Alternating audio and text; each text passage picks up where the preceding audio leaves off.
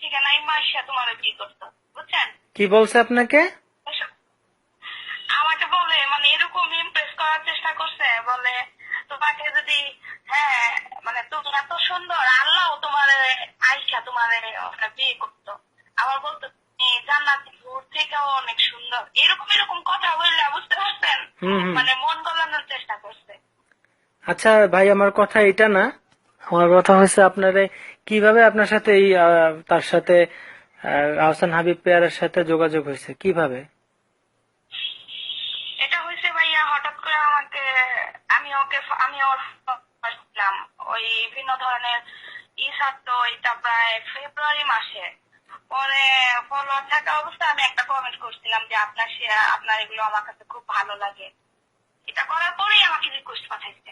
পরে আমি তো আশ্চর্য হয়ে গেছি, এমন একটা ফেমাস মানুষ আমাকে রিকোয়েস্ট পাঠাইছে। আমি অ্যাকসেপ্ট করার পরে আস্তে আস্তে মানে আমাকে মেসেজ দেয়, কল দেয়। তাও কল মনে করেন একদম ডাইরেক্ট ভিডিও কল দিয়ে ফেলছে। আর এরকম এরকম কথা বলতো, মানে ওয়াজের সুরে যেন ওর কথা শুই না, মানে যে কোনো মেয়ে গইলা যাবো, এত হাদিস কোরআনের কথা এমন ভাবে বলতো। তো একদিন ওর সাথে আমার ভালোই পরিচয় হয়ে গেছে। পরিচয় হওয়ার পরে ও আমার অনেক ধরনের কথা বলতে, যে ওর বিয়ে হয়েছে, ওর বউ ওর ছাইরা চলে গেছে, ওর একটা বাচ্চা আছে। প্রথমে সবকিছু অস্বীকার করছে। তারপর যখন ওর কথা বলছে, বলার পরে আমার কথা নেওয়ার জন্য অনেক চেষ্টা করছে। তারপর আমি আমার নিজের কথাগুলো সব বলছি, যে আমার হাজবেন্ডের সাথে আমার অনেক ইয়া। আচ্ছা শোনেন, আমার কথা হয়েছে, এক মিনিট। আপনারা তো সবাই জানতেন যে ওই আহসান হাবিব পেয়ার, ও তো এতিমখানায় বড় হয়েছে, ওর তো গরিব, কোটি টাকার বাড়ি গাড়ি, নারী এখন নাই, নারীর তার অভাব নাই। তো এখন সেইগুলা বিভিন্ন জায়গা থেকে মানুষের টাকা পয়সা পাঠায়, অল্পটা দেয় আর সবটা রেখে দেয়। কিন্তু আমার প্রশ্ন হলো, একটা গরিব ছেলে কোটি টাকার বাড়ি করে, গাড়ি রাখে, তারপরে ব্যাংক ব্যালেন্স করে, তারপরে আপনার জায়গা জমিন কিনে, তারপরে আপনার ক্যামেরা কিনে, ক্যামেরাম্যান রাখে, চাকরি, তার ঘরে 3-4টা ল্যাপটপ, এত টাকা কোত্থেকে আসে? মানুষ না এগুলো বুঝে না। তা আপনাকে ইনবক্সে কি কি এসএমএস করতো? বাজে না ভালো কমেন্ট মানে মেসেজ কোনটা? মানে ভাইয়া আপনার কথা স্পষ্ট আসতেছে না, মাঝে মাঝে বাইরে বাইরে আসছে, তো আমি আসলে ভালো করে বুঝতে পারিনি। আমি বলছি যে আপনাকে, আপনি যে বললেন কিছুক্ষণ আগে আমার ইনবক্সে যোগাযোগ করলেন যে আমি ওর সাথে, ও আপনাকে অনেক ডিস্টার্ব করছে, আমি আপনাকে ফোন নাম্বার দিলাম যে ফোন দেন, আমি বিস্তারিত জানি। তা আপনার কাছে কি কি ডকুমেন্ট আছে আপনি বলছেন, কি কি বলছেন যে কি কি ছিল ইনবক্সে? ভাইয়া ডকুমেন্টের কথা আমি আপনাকে বলছি, যেটা সেটা হচ্ছে তেমন কোনো প্রুফ আমার কাছে নাই। আমি সবসময় মেসেজ গুলো ডিলিট করে রাখতাম। ভিডিও কল দিত ও, এমনি আমাকে অডিও কলও দিত।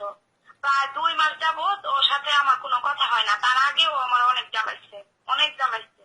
এমনও এরকম প্রস্তাব দিছে যে আমার সাথে ইমোতে বা ভিডিও কলে, ফেসবুকে আমার একটা কিছু করতে চাইছে। এরকম এরকম প্রস্তাব দিছে আমার কাছে। একদম মানে এরকম ভাবে কথা বলতো, বাবু ছাড়া কোনো কথাই বলতো না। আজকে 2 মাস যাবত ওই ছেলের সাথে আমার কোনো কথা হয় না।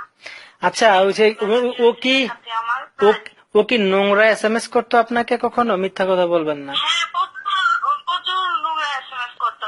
ভাইয়া আমি আমার নিজের কয়েকটা ছবি দিছিলাম আমার বোরকা ছাড়া।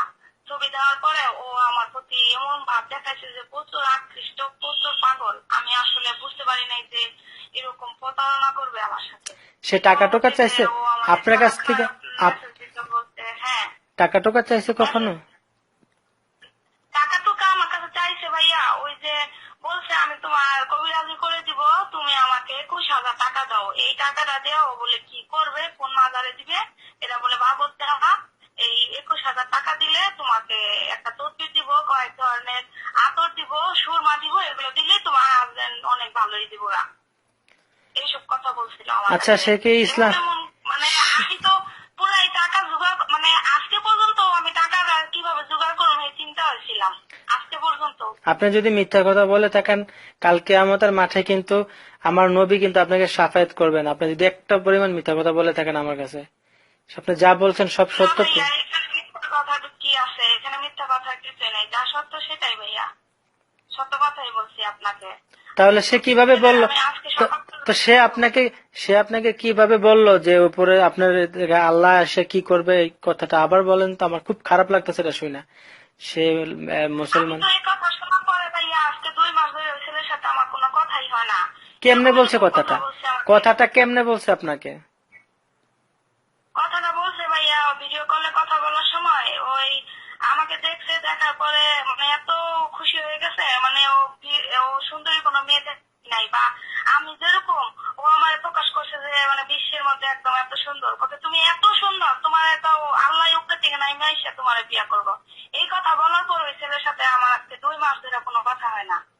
ওরে আমি আনফ্রেন্ড করে দিচ্ছি অনেক আগেই। আনফ্রেন্ড করে দেওয়ার পরে ওর সাথে আমার ফলোয়ার ছিল ছি, 2 মাস। নাউজুবিল্লাহ। এই কথা আপনি তারপরেও আপনি আমাকে আপনি আপনি এক মিনিট, আপনি কোরআন ধরে বলতে পারবেন যে আপনি সত্যি কথা বলছেন এই কথাটা? আপনি মুসলমান, ভাইয়া উপরে আল্লাহ দিতে আমি খোদার কসম ও আমার এই কথা বলছে।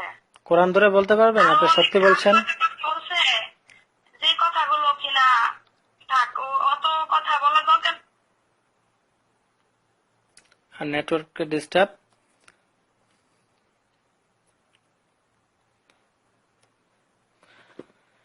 যা শোনার তা তো শুনলেনই, বাকিটা আপনাদের মন্তব্য। এখন এক এক করে মেয়েরা এরকম ভাবে মুখ খুলছে, কিন্তু আমি পারতাম ভিডিও করলে তাদের চেহারা দেখাতে, তাদের লাইফ আছে পার্সোনাল, এবং তাদের চলাফেরা অনেক সমস্যা হবে। মেয়েটা নিজেও জানে না তার কথা রেকর্ডিং করেছি। সামনে আরো কিছু পাবেন, শুক্রবার পর্যন্ত ওয়েট করেন।